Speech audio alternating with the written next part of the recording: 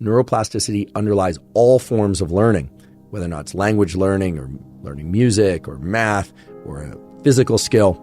All forms of learning involve the reorganization of connections in the nervous system, the brain and spinal cord and body.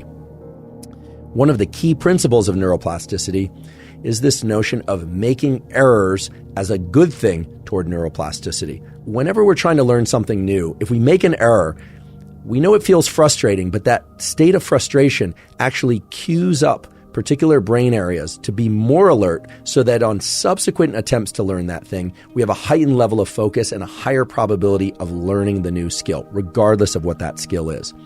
Encouraging people to embrace errors or pursue errors, not as their own end goal, but errors as an entry point for making the brain more plastic. And if you think about it, it really makes sense. Why would the brain change at all if it's performing everything perfectly?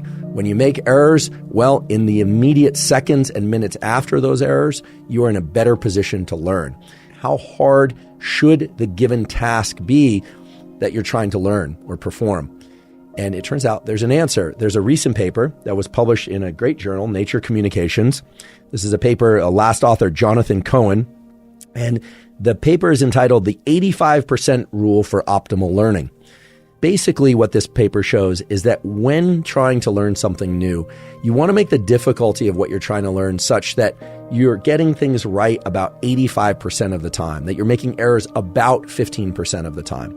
And the reason I like this paper is it really points specifically to some protocols that we can implement, because people always say, okay, you want to set a high goal, you want to try and achieve something that's really lofty, but you don't want to make the goal so lofty that you don't make any progress at all.